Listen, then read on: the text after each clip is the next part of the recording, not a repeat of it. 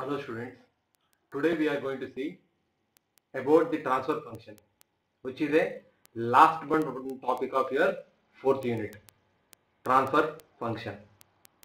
The name itself signifies that transfer, the function which transfers, the function which is used to transfer from one section to another section.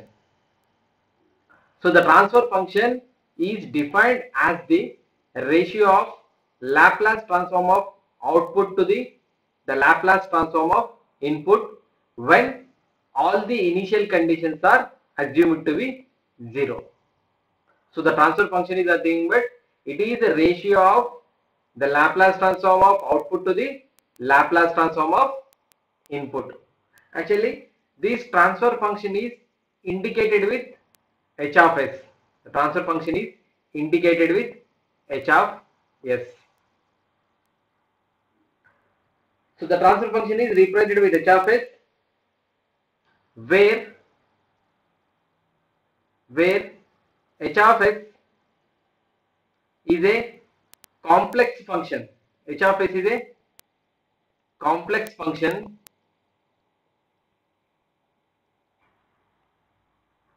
and where s is also a complex which is sigma plus s is equal to sigma plus j omega. So it is generally s is equal to sigma plus j omega. For example, what is the use of transfer function and why it is said to be a transfer function?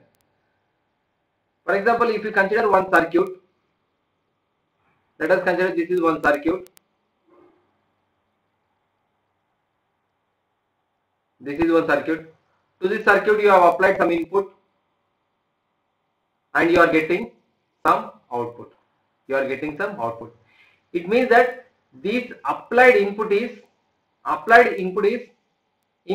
example, let us consider input is x of t and y output is y of t.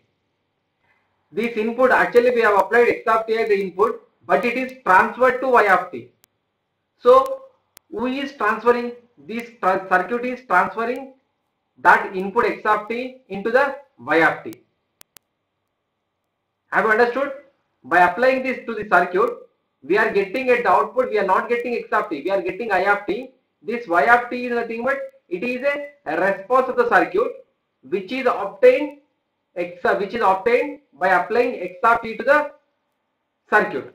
It is nothing but this x of t is transformed to y of t by circuit. So what is the need to know? What is the need to understand the transfer function? So the transfer function is nothing but this transfer function depends upon the circuit. This transfer function tells how this x of t is going to be transferred from x of t to the y of t.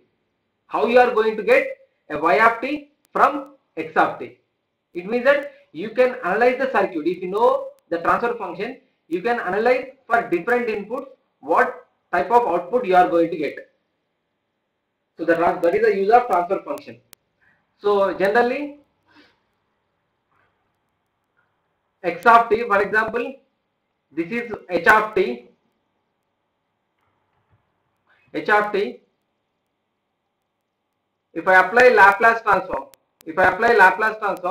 the small h of t becomes your capital H of s. If I apply inverse Laplace transform, then it becomes your small h of t. It means that this small h of t is called as impulse response. Small h of t is called as impulse response. Small h of t is called as impulse response and capital H of s is called as transfer function. This transfer function is very important in your control system. In the further semester, you are going to see this about the transfer function in detail and what is the applications of your transfer function. So in this small h of t is called impulse response. Impulse response is nothing but what is the response? Response is a output. So impulse response is nothing but this is a system. If the input is impulse, the input is impulse, then obtained output is impulse response.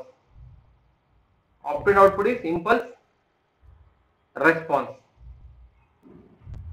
So the small h of t is the impulse response and capital H of s is your transfer function.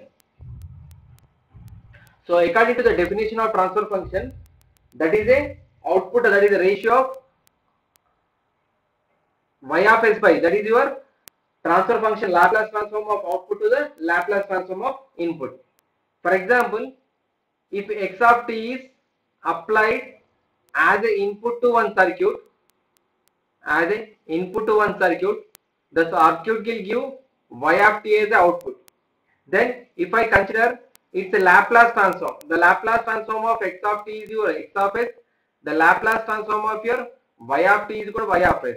Then if you consider the ratio of this one, that is of y of s by x of s is equal to y of s by x of s is equal to this y of s by x of s is equal to x of s is equal to h of s. From this we can write y of s is equal to h of s into x of s. H of s into x of s. So from this we can write, if you take inverse Laplace transform, then y of t is equal to h of t x of t, h of t and x of t. It means that this x of s is making x of s to y of s. So y of s is equal to output is equal to h of s into x of s. So finally we can write here the transfer function is x of s is equal to y of s by x of s with zero initial conditions,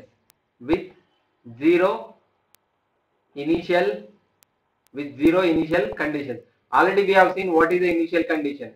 Here we have to consider zero initial conditions. That is the thing, but we need to assume there is no any initial energy across the capacitor or inductor. So zero initial condition. So this is very important. X of s is equal, that is the transfer function is equal to y of s by x of s when with zero initial conditions. Why we have to consider zero initial conditions? What happens? Why zero initial condition? Why zero initial conditions? This transfer function is applicable to LTI systems. This transfer function is applicable to linear time invariant systems. LTI stands for your linear time invariant systems. So this is your transfer function is applicable for linear time invariant systems. So here it is having linear time invariant system is a thing, but it is a combination of, it has to support linearity property and your time invariant property. Time invariant is nothing but whose response or whose output does not depends upon your time. So let us see when it is said to be linear. If I apply input 0, you have to get output should be of 0. For 0 input, you have to get 0 output. For 0 input, if you get non-zero output, then it is said to be a non-linear. So if I omit this 0 initial condition, what happens? The total output is equal to, so for any circuit, total output becomes 0 input response in electrical circuit or in any system. If you consider the total output is equal to 0 input response, total output is equal to 0 input response plus 0 state response. 0 state response. 0 input response. It is a combination of 0 input response and 0 state response. What do you mean by 0 input response? 0 input response is nothing but when input is 0,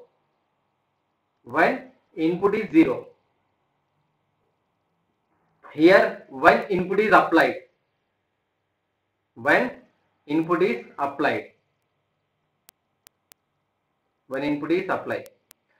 so for some systems, because of initial energy, even though the input is 0, you are going to get some output. But actually this should not be the case for your linear system. If the input is 0, you have to get 0 output only. So when input is 0, due to initial conditions, if you consider initial condition, if you consider non-zero initial conditions, let us consider a case 1. Let us consider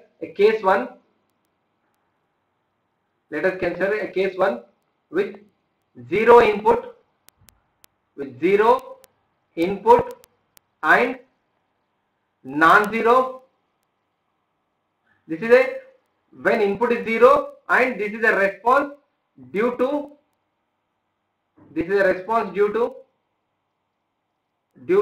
initial conditions. So 0 input response is nothing but the response due to initial conditions.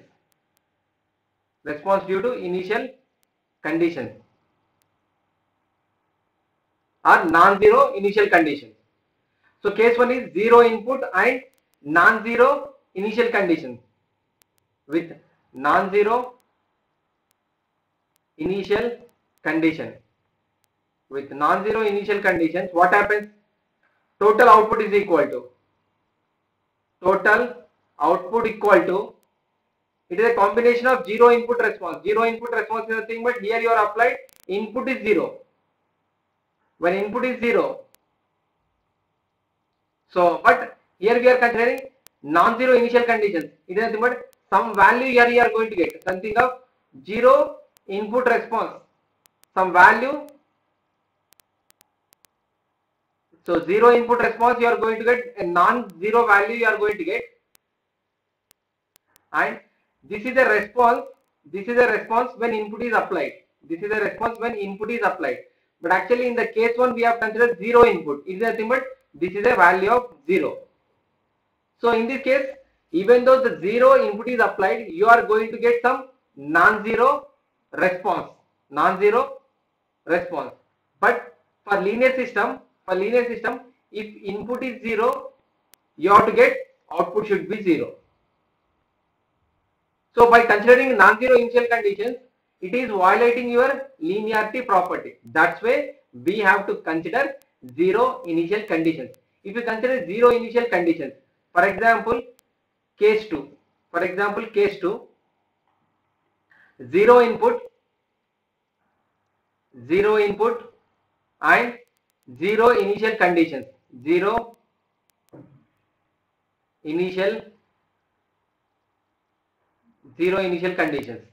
Actually the total output is equal to 0 input response plus 0 state response. Actually 0 input is applied, so this becomes 0, and 0 initial conditions are given, so it is 0. So the total output is equal to, here the output is 0 when the input is 0. So to get a linearity property, we have to consider 0 initial conditions. So let us see a simple circuit. So this is about your transfer function and what is the use of transfer function. With the help of transfer function, we can analyze the circuit at different frequencies. That we are going to see in the next class.